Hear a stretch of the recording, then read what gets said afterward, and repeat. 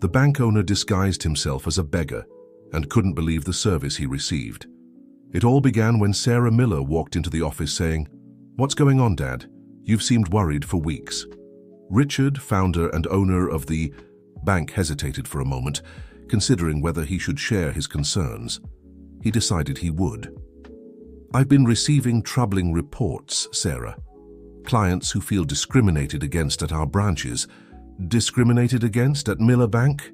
The disbelief was evident in Sarah's voice. "But that goes against everything you've always stood for." "Exactly. That's why I'm so disturbed. These are persistent reports, especially from working class people, laborers, the elderly. They say they're being treated with disdain, that they face unnecessary bureaucracy." "Have you talked to Michael about this?" asked Sarah, referring to Michael Thompson, the bank's operations director and Richard's right-hand man for more than a decade. A shadow crossed Richard's face. "Michael says they're isolated cases, that we're within the market average. He even presented a counter-report denying these complaints." Dear listener, if you're enjoying the story, please take a moment to like and subscribe to the channel. Say it really helps us who are just starting out. Now continuing, Sarah sat in the chair across from her father's desk. She knew that expression well. Richard wasn't convinced by Michael's explanations. "And you don't believe him?" she stated, not as a question. Richard shook his head, standing up to pour 2 cups of coffee from the thermos in the corner of the room. "It's not that I don't believe him. Michael has helped build this bank into what it is today alongside me. But something's off, Sarah. That instinct your mother always said I had, it's signaling. So what do you plan to do, hire an external audit?"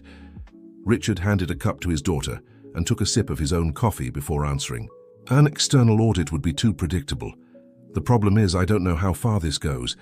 If it's systemic, people could prepare, only show us what they want us to see."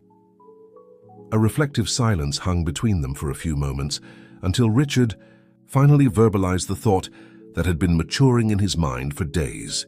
"I need to see with my own eyes, Sarah. No filters, no prior notice."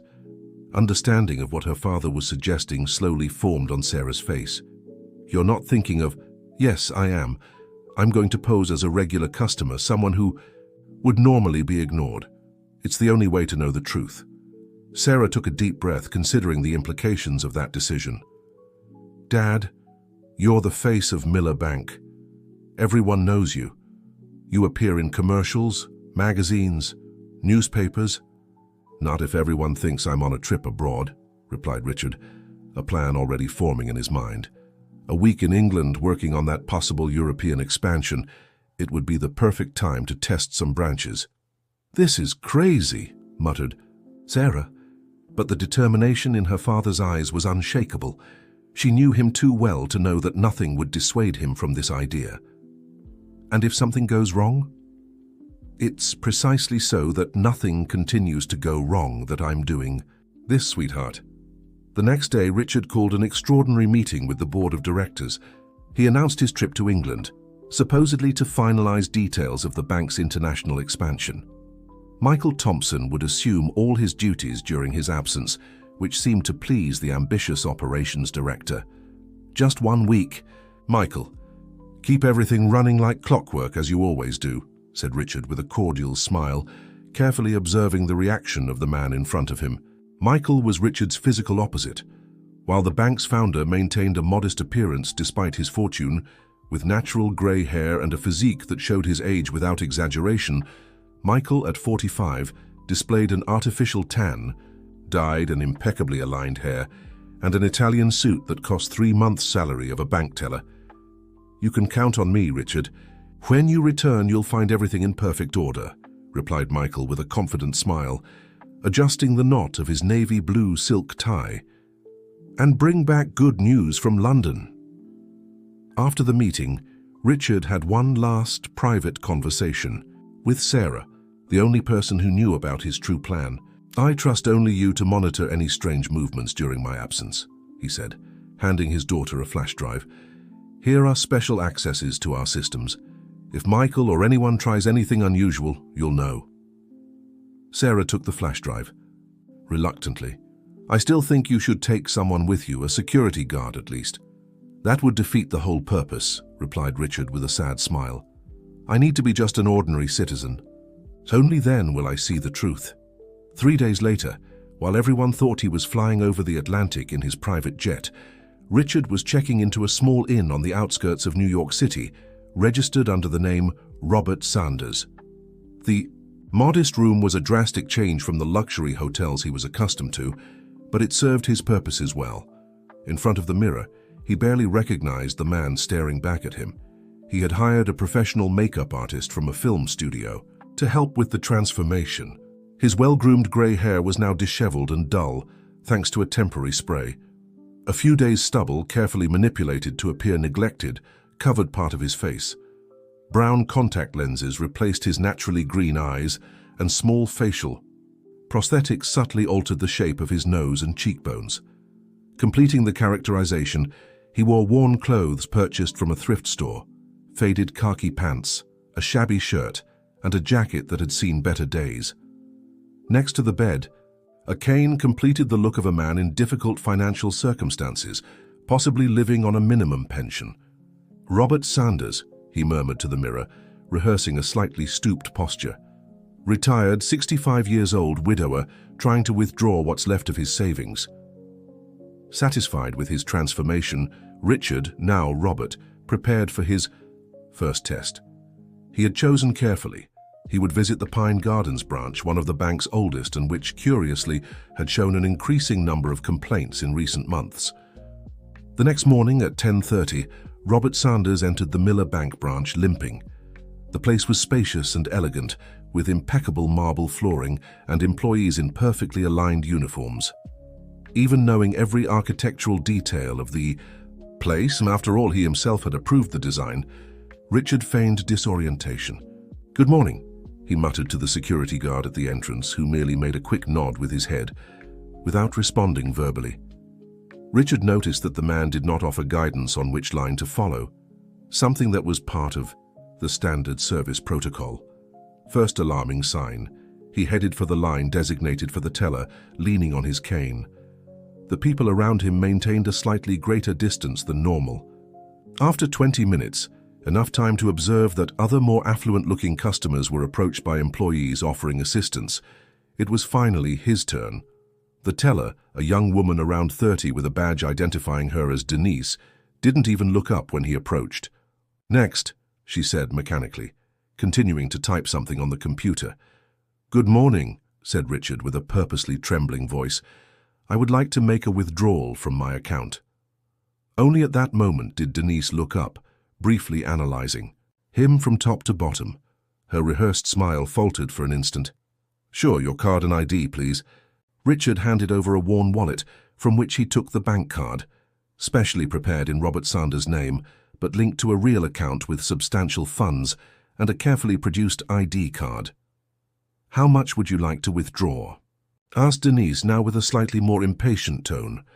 $5,000, replied Richard, carefully observing the teller's reaction. The change was subtle but undeniable. Denise's eyebrows raised in disbelief, her lips tightened slightly. $5,000, she repeated, as if she had misheard. "Yes, 5,000. It's for a medical treatment," explained Richard, maintaining his performance as an elderly, fragile man. Denise looked at the computer screen, then back at Richard. "One moment, please. I need to verify something in the system." She stood up and walked to a room at the back of the branch, taking Richard's documents with her. Through the frosted glass door, he could see that she was talking to a man. He immediately recognized him as Brian Wilson, the manager of that branch. After a few minutes, both returned. Brian wore a smile that didn't reach his eyes. "Mr. Sanders, good morning. I'm Brian Wilson, the branch manager. How are you today?" "I'm fine, thank you. I just need to make my withdrawal," replied Richard, maintaining his character. Of course. It's just that we noticed this is an unusual amount for you. In the last 6 months, you've only made small withdrawals of no more than $500. Richard smiled internally. He knew very well that such verifications were not standard procedure for withdrawals under $10,000, according to the bank's own regulations. "Yes, as I told your colleague, I need the money for a treatment I've been saving for months." Brian and Denise exchanged quick glances. The manager scratched his chin, thoughtful. I understand, but you do understand that we need to follow certain security protocols, right, to protect our customers? Of course, replied Richard calmly. What protocols would those be for a $5,000 withdrawal?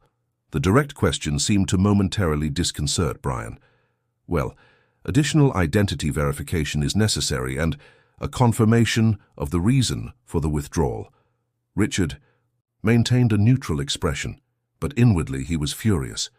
None of these requirements were part of the bank's procedures. I've never needed that before.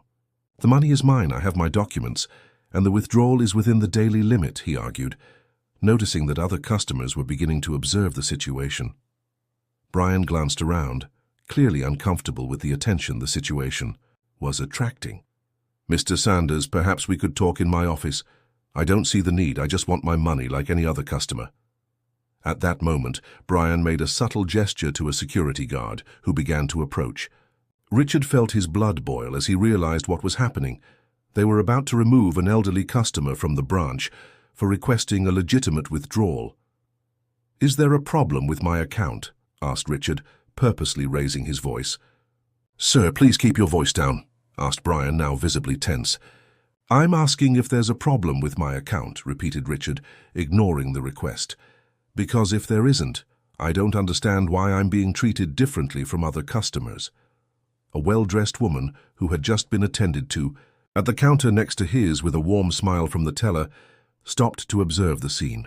Other customers also began to pay attention. Mr. Sanders, our goal is just to verify... Verify what exactly? Interrupted Richard. 10 minutes ago, I saw that lady withdraw what appeared to be a much larger amount than mine, and there was no additional verification. The security guard was now standing beside Brian, an intimidating presence. Sir, if you don't calm down, I'll have to ask you to leave, said the manager in a low voice. It was at that moment that Richard decided he already had enough evidence, but before he could do anything, a familiar voice sounded behind him. What's going on here? Richard turned slowly and came face to face with Michael Thompson, the bank's operations director. His heart raced. Of all the branches of Miller Bank, Michael had chosen to visit precisely that one, at that exact moment. Mr. Thompson, said Brian with evident relief, this customer is insisting on making a large withdrawal without following the security protocols. Michael analyzed Richard for a moment, his clinical gaze running over the apparent old man in front of him, without showing any recognition. What protocols would those be? Asked Michael, his neutral tone not revealing which side he was on. He refuses to adequately explain the origin of the money and the reason for the withdrawal, Brian promptly replied. Richard almost let out a laugh of disbelief. That explanation was completely fabricated. That's not true, protested Richard, maintaining his altered voice. I said the money is for a medical treatment, and since when do I need to explain the origin of money that's been in my account for months? Michael seemed to ponder for a moment, then made a gesture for the security guard to step back. Brian, accompany me to your office, please, and Mr. Robert Sanders, provided Richard. Mr. Sanders, wait a moment, we'll resolve this quickly. Michael and Brian headed to the manager's office, leaving Richard in the lobby under the curious gazes of other customers and employees. The situation had taken an unexpected turn. If Michael discovered his disguise, the entire plan would be compromised. 5 minutes later, Brian returned alone with a considerably more friendly expression. Mr. Sanders, I apologize for the inconvenience. Mr. Thompson has authorized your withdrawal. Denise will process it immediately. Richard nodded, intrigued by the change in attitude. Why had Michael facilitated his withdrawal? Did he suspect something? Or was he simply following the correct protocol which he himself had helped create years ago? While Denise, now visibly more solicitous, counted his bills, Richard observed Michael leaving the branch through the main door, talking on his cell phone with a serious expression. Something didn't seem right. Upon completing the withdrawal, Richard thanked Denise, who now smiled artificially, and left the branch. On the way to the inn, he couldn't stop thinking about Michael's behavior. There was something calculated about that intervention, as if he were coldly assessing the situation. Back in his room, Richard removed his disguise and called Sarah using a prepaid phone, impossible to be traced back to him. "How did it go?" she asked as soon as she answered. "Worse than I imagined," replied Richard, still processing the experience. "I witnessed blatant discrimination. And Michael was there." "Michael? But he was supposed to be in the meeting with the Japanese investors today." Richard frowned. "Exactly. He cancelled an important meeting to visit precisely the branch I chose?" A heavy silence settled between them. "Do you think he knows?" Sarah finally asked. "No, he didn't recognize me, but something strange. I need to investigate more. Dad, maybe you should stop here. You already have enough evidence." "No, Sarah, this is just the tip of the iceberg. Tomorrow I'll visit another branch, one downtown. And after that I want to go to one in the suburbs. I need to understand if the problem is localized or systemic." The next day, Richard visited the downtown branch as planned. To his surprise, the experience was completely different. He was treated with courtesy and efficiency, even with his disguise as a humble man. The manager, Paul Martinez, a middle-aged man with a fatherly manner, even offered coffee while he waited for his withdrawal to be processed, of an identical amount to the previous day. "You remind me of my father," commented Paul with a genuine smile. "He has that independence too, always takes care of everything himself." Richard felt a glimmer of hope. Perhaps the problem was indeed isolated, but that hope was completely destroyed when, on the third day, he visited a branch in the suburbs. There, the treatment was even worse than on his first visit. He was kept waiting for almost an hour, even with the branch practically empty. When he was finally attended to, the employee even suggested that perhaps he was confused about the amount available in his account.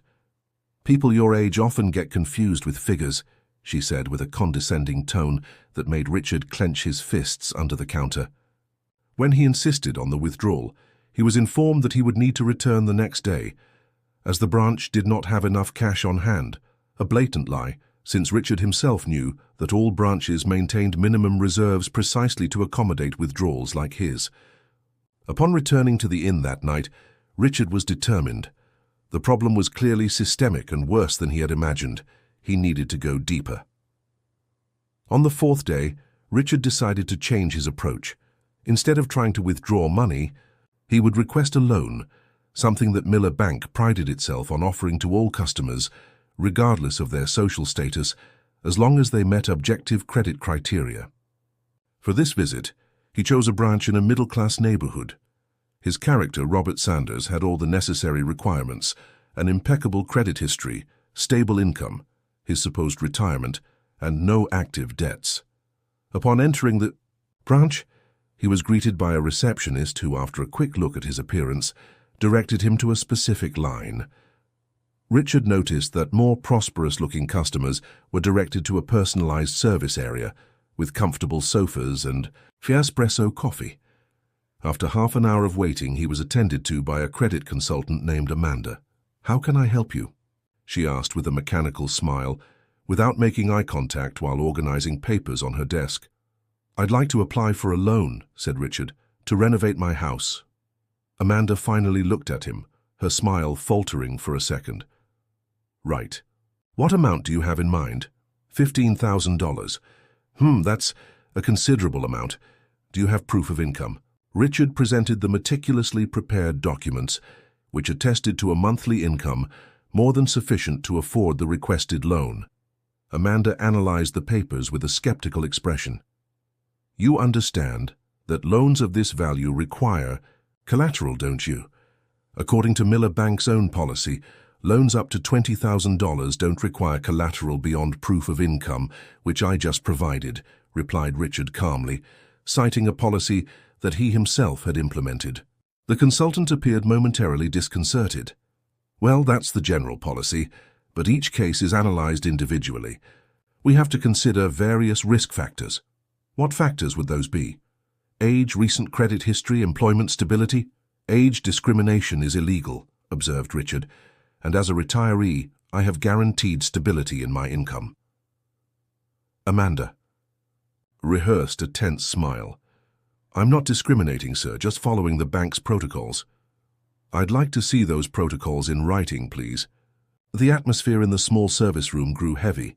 Amanda looked around as if seeking an escape. I'll consult my supervisor, she finally said, standing up. Richard waited patiently, observing through the glass partition as Amanda spoke, with a man in a suit gesturing in the direction of the room where he was waiting. After a few minutes, both returned. Mr. Sanders, this is Mark Davis, our credit manager. Mark extended his hand with a professional smile. Mr. Sanders, Amanda explained your situation to me. Unfortunately, we cannot approve your loan at this time. For what reason? Asked Richard, his calm voice masking the growing indignation. Your credit profile doesn't meet our current criteria, but I can offer an alternative, a $5,000 loan with a slightly higher interest rate for higher risk customers. Higher risk? My credit score is excellent, I have no debts, and my income easily accommodates the payments. On what objective criterion do I qualify as higher risk? Mark exchanged an uncomfortable look with Amanda before responding. Mr. Sanders, there are many factors that our algorithms consider. Algorithms that I myself approved, thought Richard, increasingly furious. I'd like to file a formal complaint, he finally said, and I request the reason for the refusal in writing, as required by the Federal Reserve. The mention of the Federal Reserve had a visible effect on Mark, who straightened his posture. Of course, I'll prepare that for you. But perhaps we can reconsider your original application if you can provide a cosigner for a loan that, according to the bank's own rules, doesn't require guarantees. It's just a suggestion to facilitate approval, replied Mark, his tone now clearly defensive. Richard shook his head, rising with the help of his cane. No, thank you. I prefer to file the complaint, and I'd like to be informed how to access the bank's ombudsman. Leaving the branch with the protocol number of his complaint in hand, Richard felt a mixture of sadness and anger. The bank he had created to democratize access to financial services was now perpetuating the same discriminatory practices he had always fought against. On the 5th day of his investigation, Richard decided to make an unscheduled visit. Instead of heading to another branch, he went to Miller Bank's headquarters, where the administrative departments were located. His goal was to observe the internal workings, especially the customer service department, which processed complaints like the one he had filed the day before. Using a different disguise, now as a middle-aged gentleman dressed simply but cleanly with glasses and well-groomed grey hair, he gained access to the building by posing as an air conditioning maintenance technician. To his surprise, when passing by the Ombudsman department, he witnessed a disturbing scene. A young analyst was arguing with her supervisor, a man whom Richard recognized as Greg Parker, a direct subordinate of Michael Thompson. But this complaint has merit, the young woman was arguing, pointing to a document on her screen. The customer meets all the requirements for the loan. Julia, we've already talked about this, replied Greg impatiently. These cases should be reclassified as unfounded due to lack of documentation. But that's a lie. The documentation is complete. It's internal procedure, said Greg, lowering his voice. Orders from above. Richard felt a chill.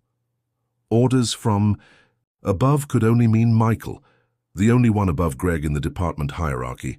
He continued on his way, pretending to check air conditioning outlets, but now with a renewed purpose. Upon passing the 15th floor, where the financial directorate was located, he noticed unusual agitation. Several people were entering and leaving the main meeting room, all with tense expressions. Taking advantage of the confusion, he got close enough to hear snippets of a conversation. The numbers need to improve before the board meeting. Michael guaranteed that Project Filter is working, just redirecting resources to more profitable customers. Project Filter. Richard had never heard of such an initiative in his own bank. The revelation left him stunned. That night, instead of returning to the inn, Richard went to Sarah's apartment.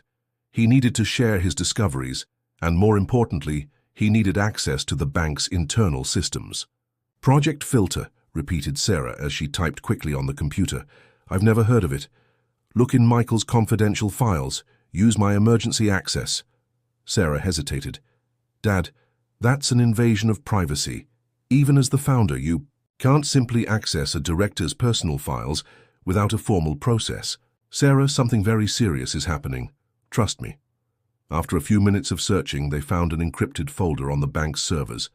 Using his master code, Richard was able to access it. What they found left them horrified. Project Filter was an unofficial system implemented by Michael approximately a year ago, without board approval or Richard's knowledge. Its goal was simple and terrible: to optimize resources by redirecting the best services and conditions to customers considered premium, while creating invisible barriers for lower-income customers. He rewrote the credit analysis algorithms, murmured Sarah, reading the documents. Not just by technical criteria, but including factors like residential zip code, spending pattern, even the estimated appearance of the customer as recorded by the account manager. That explains everything, said Richard, his voice overflowing with indignation. The branches aren't disobeying our public policies, they're following secret guidelines. Continuing to explore the files, they discovered something even more shocking. Monthly reports showed that since the implementation of Filter, the bank's profitability had increased significantly, mainly due to the concentration of resources on high-income customers. He's using my own bank to promote the inequality I've always fought against, said Richard, his voice choked with emotion. And there's more, continued Sarah, opening another file. Records of communications between Michael and some board members. He's trying to convince them that his approach is better for the bank than your outdated philosophy of financial inclusion. A coup, murmured Richard. He's preparing a coup to remove me from the presidency. The sixth day dawned with Richard determined to confront Michael. But first, he needed one more definitive piece of evidence. He decided to visit the original branch in Pine Gardens, this time as himself, Richard Miller, founder and president of Miller Bank. Upon entering the branch, the effect was immediate. Employees widened their eyes, whispers spread through the environment. Manager Brian, who days before had treated him with disdain in his disguise, now ran in his direction with a nervous smile. "Mr. Miller, what a surprise! I thought you were in England." "Change of plans, Brian," replied Richard dryly. "I had to return to solve some internal problems." "Anything I can help with?" asked the manager, clearly anxious. "Actually, yes. I'd like to see this branch's service reports for the last 3 months. Specifically, I want to know how many loans were denied and for what reasons." Brian's smile visibly faltered. Of course, but perhaps you'd prefer me to send that data to your office. You must be busy and I want to see it now, Brian. And I also want to access the security camera footage from the past few days." The color drained from the manager's face.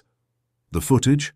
Well, we've had some technical issues recently and—" "Let me guess," interrupted Richard. "The recordings from Wednesday to Friday were accidentally erased." Brian swallowed hard, confirming Richard's suspicions. Someone had ordered the destruction of evidence of his discriminatory treatment. Who gave that order, Brian? Was it Michael?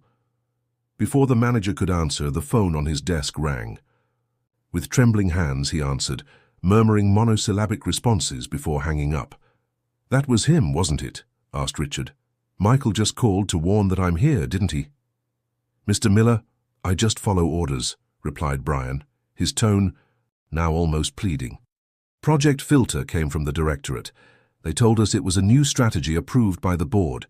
"I never approved such a project," stated Richard firmly, "and I'll make sure everyone knows that." Leaving the branch, Richard received a call from Sarah. "Dad, Michael has called an emergency board meeting for this afternoon. The official agenda is restructuring of the presidency." "The coup is underway," concluded Richard. "He probably discovered that we're investigating. I need to get to that meeting." "I'm already preparing everything. Emily is helping me organize the evidence." At 2 p.m. that same day, the Miller Bank's boardroom was full. The 12 board members, including Michael Thompson, waited for the start of the extraordinary meeting. Richard's absence was the subject of the discreet whispers that filled the environment. "Ladies and gentlemen," began Michael, rising from his chair at the head of the table, where Richard would normally sit, "I thank you all for your presence at this urgently convened meeting. As you know, our president is in England, finalizing important negotiations. However, Urgent matters require our immediate attention." The board members exchanged intrigued looks. Michael continued, "In the last 12 months, we have discreetly implemented new efficiency protocols that have resulted in a 22% increase in our profitability," he declared proudly, displaying impressive graphs on the screen. "Project Filter, as we call it internally, has revolutionized our approach to the market, concentrating resources where they generate the greatest return." An elderly board member, Mrs. Teresa Brooks, who had been with the bank since its founding, raised her hand. "Michael, this seems to directly contradict Miller Bank's original philosophy. Richard has always advocated for the democratization of financial services." Michael smiled condescendingly. "Mrs. Brooks, with all due respect, times have changed. Richard's vision, though noble, belongs to a different era. Today, to survive in a competitive market, we need to optimize resources, and the results speak for themselves." "And is Richard aware of these changes?" asked another board member. Michael hesitated briefly. "Richard trusts our ability to adapt the institution to market demands, and that's precisely what we need to decide today. I formally propose that the board vote for the restructuring of the presidency, creating an executive committee that would divide the responsibilities currently concentrated on Richard." A murmur ran through the room. What Michael was proposing was, essentially, to diminish Richard's powers, the first step to eventually removing him completely. "This is absurd," protested Mrs. Brooks. "Richard founded this bank. His leadership is what brought us here." "And now we need to go further," countered Michael. "The numbers don't lie, Mrs. Brooks. Since we implemented Project Filter, our financial performance has improved dramatically." "At the cost of the bank's fundamental values," replied a firm voice from the door of the room. All eyes turned to the entrance. Richard Miller was standing there alongside Sarah and Emily, his daughter-in-law. The three carried folders and a laptop. Michael visibly paled. "Richard, what a surprise. I thought you were in England." "Clearly," replied Richard coldly, walking to the table. "Just as you thought I'd never discover your scheme to subvert everything this bank represents." A heavy silence fell over the room. Michael tried to maintain his composure. "I don't know what you're talking about. We were just discussing possible restructuring to optimize our processes." "Optimize?" Richard's voice echoed through the room. "Is that what you call systematic discrimination against our most vulnerable customers?" Richard made a gesture to Sarah, who connected the laptop to the room's projector. On the screen appeared documents, graphs, and internal communications, all the contents of Project Filter they had discovered. "Over the last 6 days," continued Richard, "I personally visited several of our branches disguised as an ordinary customer. What I witnessed fills me with shame. Humble customers being treated with disdain, artificial barriers created to hinder their access to the most basic services, loans denied without valid justification." Michael tried to interrupt. "Richard, you're jumping to conclusions based on isolated cases." "Isolated cases?" Richard raised his voice, something rare for his usually controlled temperament. "You implemented an entire system, Michael, a system designed to turn away customers you consider less profitable." Richard then projected videos that Emily had edited, showing moments from his test at the branches, discreetly captured with a hidden camera. The board members watched in shock the scenes of flagrant discrimination. "And the worst part," continued Richard, "is that you did all this behind my back, while planning to remove me from the presidency. You betrayed not just me, but the entire purpose of this institution." Michael looked around, noticing the disapproving looks from the board members. His strategy was rapidly crumbling. "Everything I did was for the good of the bank," he tried to argue, his tone now defensive. "Our shareholders were pressuring for better results." "And you thought the solution was to abandon our principles?" asked Richard. "This bank was born from a promise, dignified financial services for all. Not just for the rich, not just for the profitable, but for all Americans." Turning to the board, Richard continued, "Ladies and gentlemen, today we are not just deciding on administrative structures. We're deciding what kind of institution we want to be. One that values only profit at any cost, or one that understands that its purpose goes beyond quarterly balance sheets. The board members exchanged glances, and Mrs. Brooks was the first to speak. "Richard, I think I speak for everyone when I say that we are deeply disturbed by these revelations. Miller Bank has always prided itself on being different, on having solid values. If what you've shown is true, and it appears to be, drastic measures need to be taken." Michael, seeing his position increasingly weakened, tried one last card. "We can't deny the positive financial results. The shareholders invested in a bank with clear values," interrupted Richard.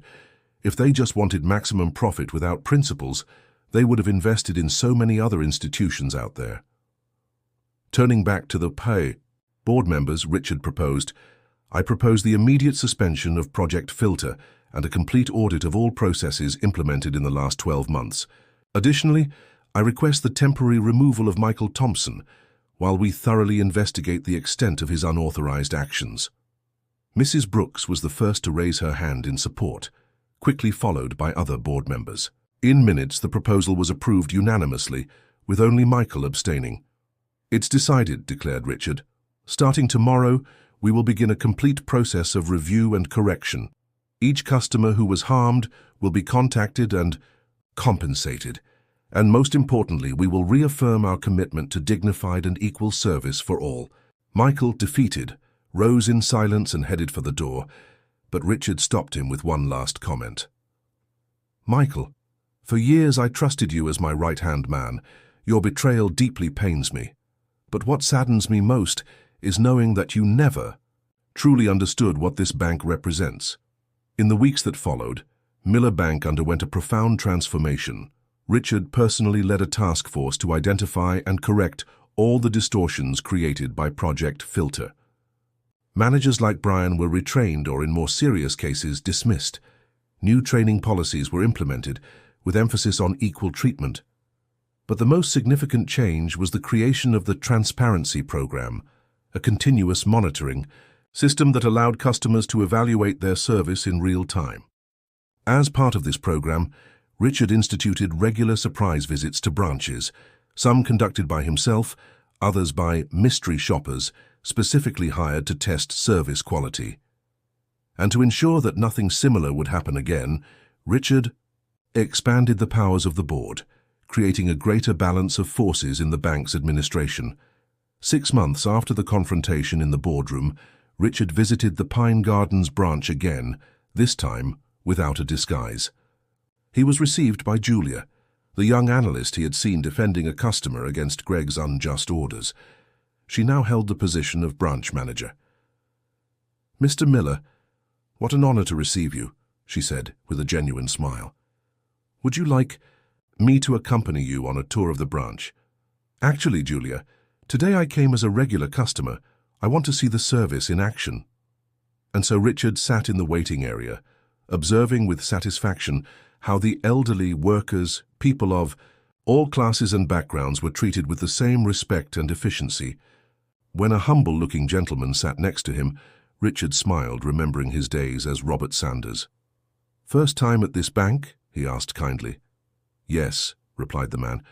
"I heard they treat people like people here. Is that true?" "You can." "Believe it," replied Richard with pride. "This is a bank where everyone has value." The man nodded, thoughtful. "You know, in today's world, it's rare to find places like this, where the money you have in your account doesn't determine how much you're worth as a person." Richard extended his hand to the man.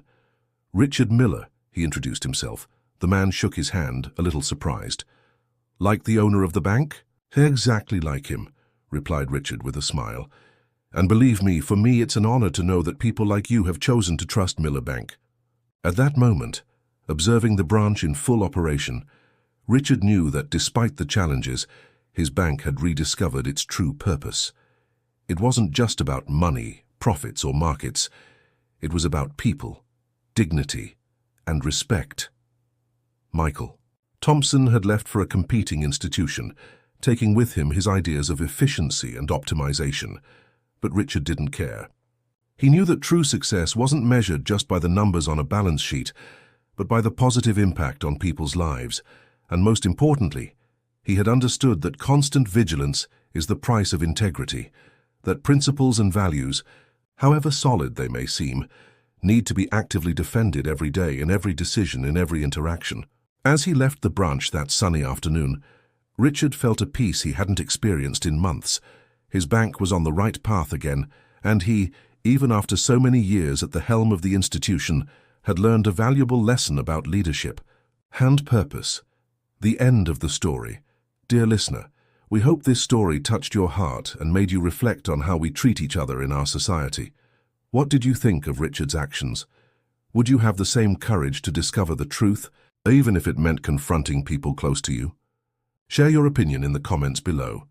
Tell us where you're watching from and what you liked most about the narrative. Your participation is very important to us. Don't forget to like, subscribe to the channel, and turn on notifications so you don't miss our next exciting stories. Your interaction helps us continue creating better content for you.